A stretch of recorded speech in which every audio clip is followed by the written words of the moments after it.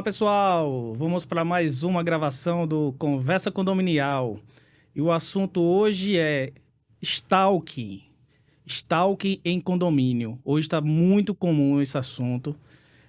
Muitos síndicos sofrendo perseguições aí pelos moradores, ou vice-versa, né? Vamos falar um pouquinho também de calúnia, difamação, injúria. Então, você que é morador de condomínio, você que é síndico, esse programa hoje é para você, tá? E o meu convidado de hoje é o advogado criminalista Rodrigo Cavalcante. Seja bem-vindo, Rodrigo. Muito obrigado aí por ter aceito aí o nosso convite aí para falar um pouquinho aí sobre o assunto. Bem, Claudio, eu que agradeço aí e já vou parabenizando pela iniciativa, né? Essas iniciativas empreendedoras aí de, de tentar trazer caminhos do conhecimento para que as pessoas do dia a dia, as pessoas do cotidiano, tenham conhecimento acerca do que a lei estabelece, acerca dos problemas que surgem nesse cotidiano do condomínio, que é de convivência entre seres humanos, entre vizinhos, muitas vezes entre famílias, e que se tornam verdadeiros problemas no sentido inclusive criminal. Esse é um problema que é bem corriqueiro. A gente às vezes acha que não é, mas há uma reiteração muito grande, não só com relação a crimes ligados à injúria, difamação, questão de honra, mas também é o que você falou aí sobre o stalking. Então a gente está aqui para tentar conversar e, na medida do possível, tirar as dúvidas do pessoal. Ótimo, Rodrigo. Então, a primeira pergunta que eu lhe faço é: o que é stalking? O que é stalking e se ele já está inserido em alguma lei da esfera penal, né? Bem, stalking é uma expressão em inglês, né? O Brasil costuma tentar importar essas expressões, mas na verdade é o crime de perseguição, né? Há um tempo atrás ele não era tipificado no Código Penal. Nós tínhamos uma lacuna entre crimes ligados à honra, à mera injúria, à discussão, à difamação e à ameaça, e os crimes provenientes da ameaça, muitas vezes crimes violentos, e nós não tínhamos um ambiente tipificado em que as condutas de você perseguir alguém de maneira reiterada, que por vezes você nem mesmo ameaça em si, você não comete o crime de ameaça, você não chega a bater, você não chega a matar, você não comete o crime consequente da ameaça, você também não comete nada contra a honra, mas você comete atos que esses atos fazem com que essa pessoa se sinta perseguida a ponto de trazer transtornos psicológicos e impedir, inclusive, sua circulação, sua movimentação livre como cidadão. Então, essa tipificação é uma tipificação muito específica para o que, na verdade, se chama de perseguição. A tipificação dela ela foi feita no Código Penal, recentemente, através da lei, e foi inserido o artigo 147-A no Código Penal, que tem lá o crime de perseguição, que nada mais é do que você que faz contra outra pessoa a reiteração de atos de perseguição de maneira tão invasiva à privacidade da pessoa, que termina que essa pessoa vítima passa a ter transtornos psicológicos que fazem com que ela tenha problemas, inclusive, de circulação, ou de frequentar determinados lugares. Dá um exemplo, né? Você passa a perseguir alguém. Você falou o síndico, o morador, mas pode ser entre eles. Ou o síndico com relação ao morador, morador com relação ao síndico, morador com relação ao morador, morador com relação a um funcionário do condomínio, né? Algum prestador de serviço. Então, é um crime comum, a gente chama dentro da dogmática do direito penal, ou seja, qualquer pessoa pode cometê-lo e qualquer pessoa pode ser vítima. Então, o que consubstancia, o que caracteriza o crime de stalking, nada mais é do que a questão da perseguição. Então, se eu tenho alguma fixação com relação a alguma pessoa, em relação a algum ponto de discordância, ou até de concordância, né? Porque o stalking, ele surge nos Estados Unidos a partir da admiração, a partir dos fãs. Você vê o caso de John Lennon. John Lennon foi morto por um stalker, que era um perseguidor dele, um fã de John Lennon. Aconteceu aqui com aquela... Vai me fugir o nome dela, Ana Hickman. Sim. Em que um perseguidor dela, um fã, entre aspas, invadiu o hotel armado, terminou ele sendo morto e teve todo um problema de julgamento, etc. Então, o stalker, ele é aquela pessoa que se fixa na outra pessoa por algum motivo, seja por admiração ou até por ódio, e passa a perseguir essa pessoa. Aí manda mensagem de maneira constante, liga para todos os ambientes, o ambiente de trabalho, o ambiente de casa, o ambiente se ele estiver na rua, identifica, manda mensagem, entra no Instagram, faz perfis falsos para você ficar tentando entrar em contato através de perfis falsos, adquire novos chips de celular e entra em contato. Isso gera uma constância de maneira tal que aquela pessoa que está sofrendo essa perseguição passa a evitar. Se eu vou na academia, a pessoa está lá me perseguindo, está lá me olhando. Aí manda mensagem, manda o gerente falar comigo alguma coisa. Aí eu deixo de ir para academia. Eu tô no condomínio, vou pra piscina, aquela pessoa tá lá na piscina o tempo todo me olhando, me encarando, falando comigo, mandando mensagem. Eu deixo de ir pra piscina. Então eu começo a diminuir o meu grau de liberdade com relação à minha locomoção. E eu passo a ter problemas psicológicos através disso. Esse é o crime de stalker. O stalker ele também pode ser caracterizado também através do WhatsApp, Rodrigo? Vamos lá, do tempo todo aquele... Vamos pensar no cenário do morador cobrando ao síndico, né? Perseguindo o síndico. Então, tá ali no grupo do condomínio o tempo todo lá, cobrando as coisas ao síndico, meio que online. Também caracteriza o stalking de forma online? Bem, vamos lá. Nós precisamos delimitar bem as questões. Quando o síndico se estabelece na posição de síndico, ele passa a ser, dentro do condomínio, um alvo que a gente chama um ente público dentro do condomínio, que ele tem também algumas obrigações, entre elas atender às demandas. Se existe um grupo de WhatsApp ligado aos condôminos, em que as pessoas dentro desse grupo fazem as cobranças de maneira natural, de maneira odierna, né? De maneira sensata, honrada, sensata, com respeito. humildez, com respeito, isso faz parte dentro do contexto da atuação do síndico. Agora, à medida que eu passo a atuar de maneira exacerbada, por exemplo, o síndico bota uma mensagem e eu, na mesma hora, eu toda hora reitero e coloco com palavras que levam a difamá-lo, a tirar questões ligadas à sua honra, né? O chamado de ladrão, mais um ato para tomar dinheiro, mais um ato para... Esse tipo de questão, ele pode tanto caracterizar o crime contra a honra ligado à difamação, como ele também pode, ou até a calúnia, se ele disser um ato específico de crime, que ele saiba que o síndico não cometeu, mas está falando ali para corromper sua honra, como também o stalking, se essa maneira for tão reiterada que se comprove que o síndico, por exemplo, deixou de ser síndico. Não, eu não vou querer mais ser síndico. Esse cara me perseguindo toda hora, eu não posso manifestar em canto nenhum que ele fala. Todo canto tem uma coisa, ele manda pro WhatsApp, manda no meu privado, manda no grupo, manda no outro grupo. Alguém se manifesta em outro grupo, ele fala de mim. Então isso pode gerar o stalking. O stalking é como se fosse um crime consequente, né? Você tem uma consequência que é a privação da liberdade através do problema psicológico. A difamação, a injúria, a calúnia são os atos reiterados de você ir contra a honra. Muitas vezes o stalking não necessariamente vai contra a honra, mas por vezes começa a partir disso. No síndico, muitas vezes começa a partir disso. Tá. Vamos imaginar, como eu sou síndico também, eu vou imaginar um cenário que eu vejo que acontece muito, né, com alguns síndicos, que seria o quê? Vamos lá, vamos dizer que um síndico entra em contato com o morador e ele tem que notificar aquele morador, né? Então ele vai, faz a notificação formal e entrega ali aquele morador. Aquele morador não cumpre a notificação, né, e o síndico começa a cobrar dele ali que seja... Deixou, vamos dizer, um caso prático, deixou um móvel no hall do apartamento, o síndico foi lá, notificou pedindo que ele fizesse a retirada. Ele foi lá e não fez a retirada. O síndico foi lá e falou com ele novamente, dando mais uma chance. Ele não foi lá e não retirou.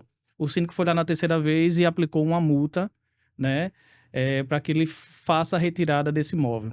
Isso aí, o morador, ele pode entrar contra o síndico como por stalking ou não? Não, ao meu ver, pelo exemplo que você está me tratando, o síndico está atuando dentro das suas premissas. O que o síndico tem que se atentar sempre é o regimento interno dos condomínios. Os condomínios, e eu vejo que alguns ainda persistem em não ter. Existem condomínios que se formam, elegem um síndico e não regularizam, não formalizam a situação do condomínio. E muitas vezes o pecado maior está na não existência do regimento interno. O regimento interno de um condomínio, ele é muito importante para delimitar exatamente quando é que está havendo algum excesso por alguma parte. Porque o regimento interno ele vai dizer, olha, eu preciso notificar uma vez, eu preciso notificar a segunda vez e eu posso já multar a partir da terceira vez. Então, não necessariamente o síndico precisa ter contato físico, ter nenhum tipo de sabor com o condomínio. Ele notifica, Não conseguiu, notifica novamente, não conseguiu, multa. Na segunda multa, ele pode acionar o jurídico dele e o jurídico entrar com uma demanda judicial. Que o condomínio tem legitimidade para ingressar em demandas judiciais, para que um juiz determine, para que aplique-se uma... E essa multa, inclusive, já tem entendimentos jurisprudenciais que as multas e as taxas condominiais inadimplidas podem fazer parte da execução que pode piorar, inclusive, o próprio imóvel. Então, que para a lei é impenhorável para outros tipos de débito. Mas para o débito condominial, ele é penhorável. Para a gente finalizar a parte de stalking, eu lhe pergunto, qual é as consequências legais de uma pessoa que ali tá praticando stalking, né? A pessoa que está sendo perseguida, né? Quais são o que é que ele deve fazer um BO contra essa pessoa e quais são as consequências para a pessoa que está praticando o stalking? Bem, primeiramente, quem entende que está passando por um crime de stalking, por crime de perseguição, primeiro ele precisa analisar esses requisitos, se de fato é um stalking. Às vezes há uma distinção entre, por exemplo, um condômino que está afeiçoado por outro, né? Duas pessoas, um querendo relacionamento, a outra não quer. E ele manda uma mensagem, ele vai na rede social, ele manda um direct, ele manda um WhatsApp, ele manda uma mensagem. Isso por si só não é stalking, se a outra pessoa não gosta. Mas quando a outra pessoa diz claramente, olha, não fale mais comigo, não quero que você reitere, e eu permaneço nessa reiteração de maneira a me fazer, por exemplo, às vezes trocar o celular, não ir para determinado lugar, aí isso pode ser um stalking. Então essa pessoa deve fazer o quê? Primeiramente, ir até a delegacia, precisa fazer um BO, ele não pode fazer uso do esforço necessário, não existe uma legítima defesa para isso, ele não vai lá empurrar a pessoa, não vai bater na pessoa, ele vai na delegacia, faz o boletim de ocorrência, deixa claro na delegacia que ele deseja representar contra aquela pessoa, que era para que a ação penal possa ser tomada, e ele pede o que a gente chama de medida protetiva. Aí, nessa medida protetiva, ele pode pedir que um juiz estabeleça um distanciamento, não haja contato através de meios de redes sociais, telefone, WhatsApp. É um meio, né, que no condomínio é bem complicado. Né? Por isso que a convivência do condomínio ele precisa desse maior bom senso do que a convivência no mundo. Né? A convivência do condomínio é uma convivência quase que familiar. Familiar, exatamente. Ok, Rodrigo, eu acho que ficou claro, hein, para você aí. Pense duas vezes aí antes de estar perseguindo aí um vizinho, o síndico, ou o síndico perseguindo um morador. Rodrigo, agora outra situação que eu vejo muito mesmo no condomínio, né? E muitos não sabem a diferença, é a diferença entre injúria, calúnia e difamação, né? Você pode explicar um pouquinho para a gente qual é a diferença desses três, né? Que são bem parecidos, mas são bem diferentes, né? Pois é. Os três, tanto a injúria quanto a difamação, quanto a calúnia, são crimes tipificados no Código Penal, crimes contra a honra. Eles estão lá entre os artigos 138 e 141, 142 do Código Penal. Então, o bem jurídico protegido é a honra subjetiva, ou seja, é a honra da pessoa. Tá? O indivíduo se sente atingido em sua honra. De que maneira?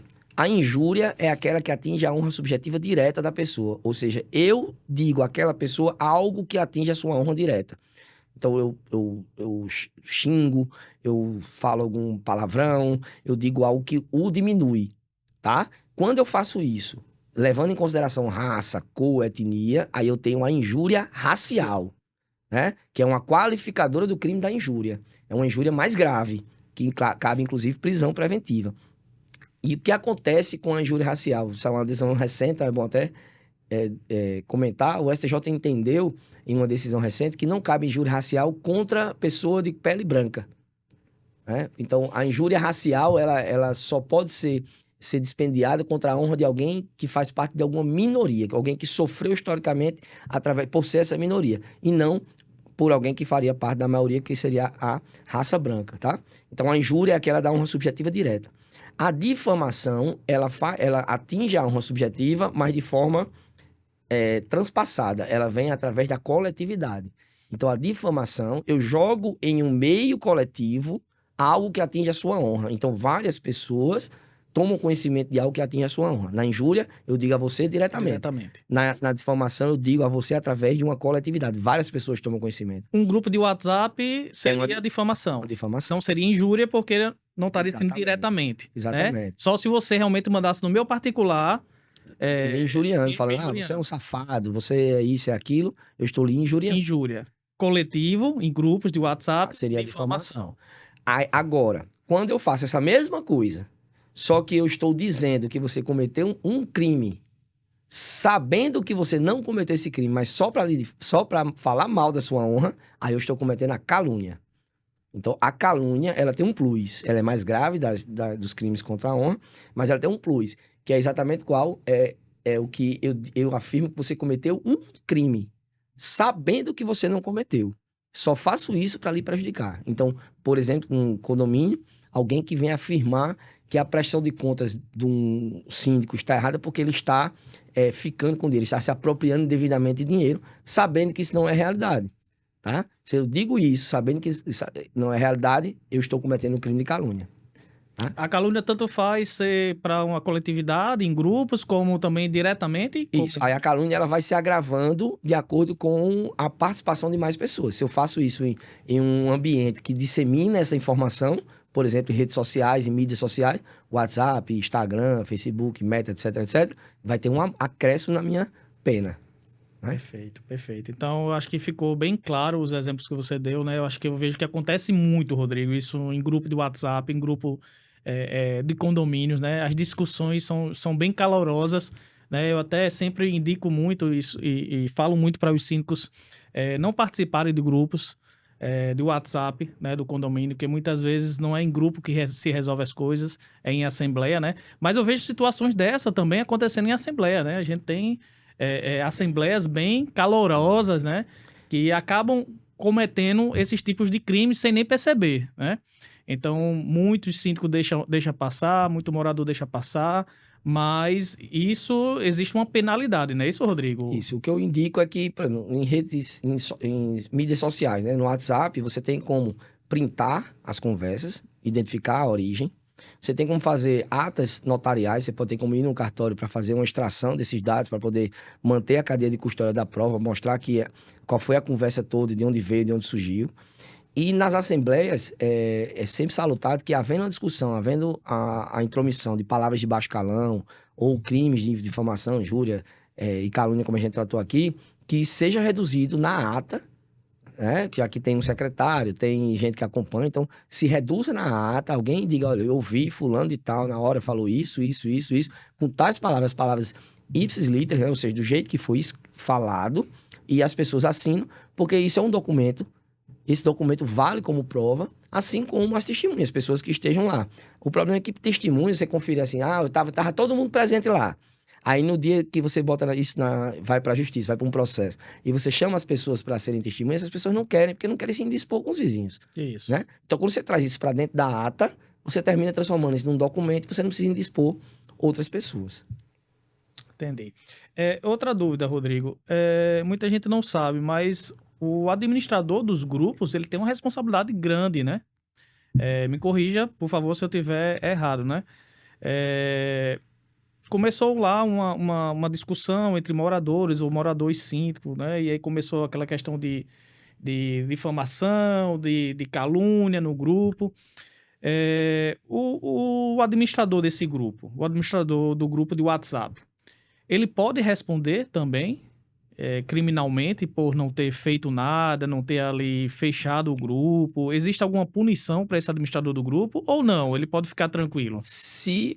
É uma série de perguntas. Isso é uma pergunta bem até para uma questão de prova. De prova, né? Desculpa. Mas assim, o direito penal, ele traz consigo um dos seus princípios, que é o da individualização da conduta, a culpabilidade. Tá? Então, a culpabilidade está pré-determinada à individualização da conduta do agente. Então, eu preciso individualizar de que maneira aquele agente contribuiu para o crime. Se aquele agente não contribuiu de maneira nenhuma para o crime, ele não pode responder por crime nenhum. Então, o fato de eu ser um moderador de um grupo ou um administrador de um grupo de WhatsApp não me dá o poder, por exemplo, de fazer com que uma pessoa pare de falar, ou tire ou coloque a pessoa no grupo e vai fazer com que o que ele falou deixe de existir. Então, desse ponto de vista, eu entendo que ele não tem responsabilidade penal, criminal, sobre aquele grupo, tá? Então, a não ser que ele corrobore. Por exemplo, eu acredito que seja possível isso. Tem uns grupos de WhatsApp que você só o administrador manda mensagem, que é só para avisos. Comunicação. Aí, digamos que ele, como administrador, que gosta, que concorda com alguém que está falando, abre para essa pessoa botar o aviso e a pessoa bota um aviso falando mal da honra do síndico. e ele autoriza, aquela pessoa coloca o aviso e ele bloqueia. Aí ninguém consegue comentar, ninguém consegue responder, e a pessoa colocou através da sua autorização.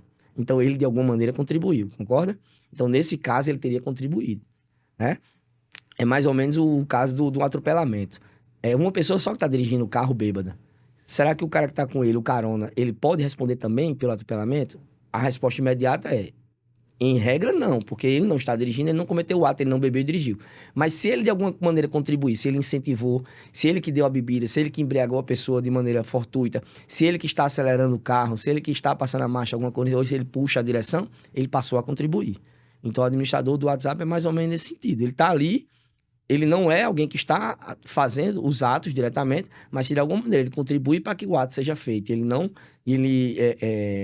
que incentivou, ele que fez o ato e não deu uma outra oportunidade, ele pode responder de alguma maneira. Mas aí já é mais num ato de exceção do que de regra.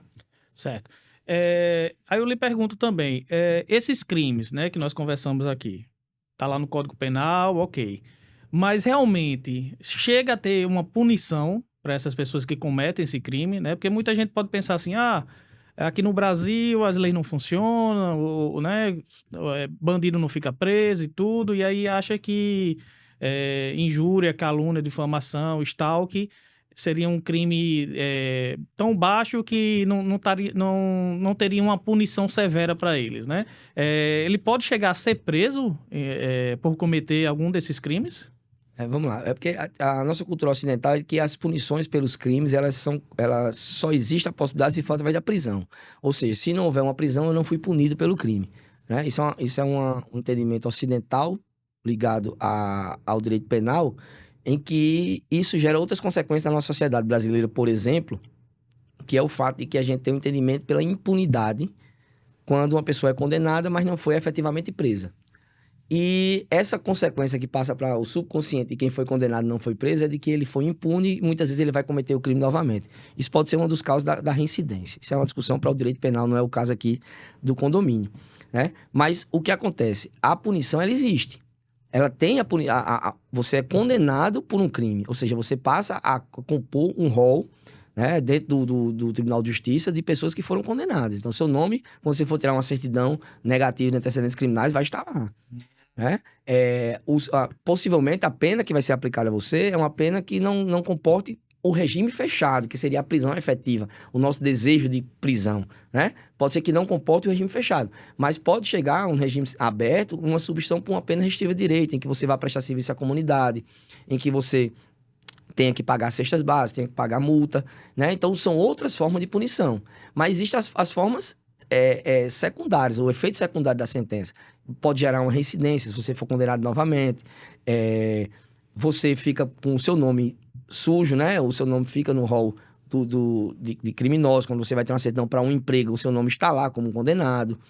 Em alguns tipos de stalking, especialmente os que são cometidos contra a mulher em caso de violência doméstica, esse tipo de condenação já está gerando jurisprudência de que você pode perder o cargo à função pública, que você pode perder um exercício de função de confiança que você esteja com o Estado, você não pode contratar com o Estado. Então, olha as consequências que muitas vezes são mais danosas, inclusive, do que você ser preso.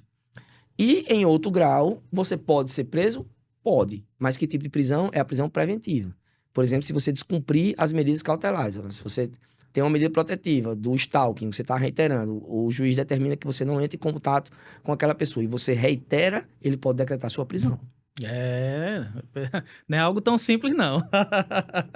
E deixa eu lhe perguntar, no caso do síndico, o síndico, se algum morador fizer uma denúncia de stalking ou calúnia, o síndico ele pode ser afastado, mesmo estando com seu mandato em vigor no condomínio, ele pode chegar a ser afastado, pode pedir o afastamento dele e o subsíndico, por exemplo, assumir ou ter uma nova eleição?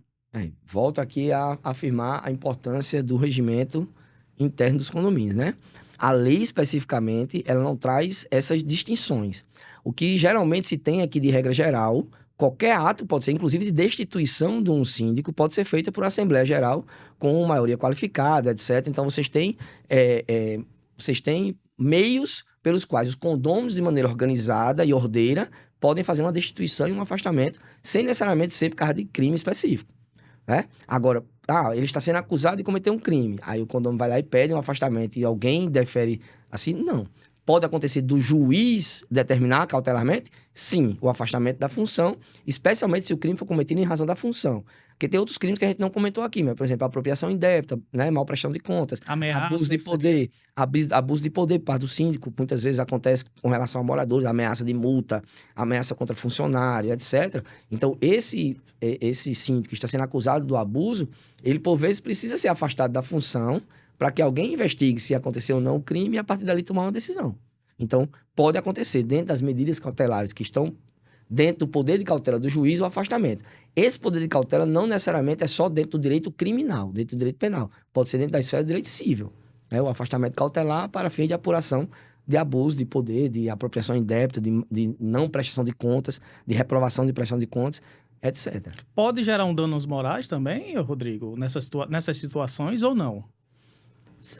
Tudo que cause algum tipo de dano pode ser requerido o seu ressarcimento dentro do plano judiciário. O que a gente chama de dano moral, na verdade, são os danos que são extrapatrimoniais. Então, aqui não é aquilo que eu quebrei uma porta e eu vou fazer dentro da porta. Mas se eu falei mal da sua honra, né, dentro você roubou, você desfalcou o condomínio.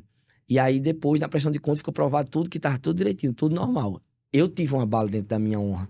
Um abalo que não consegue ser ressarcido através de um valor de uma porta.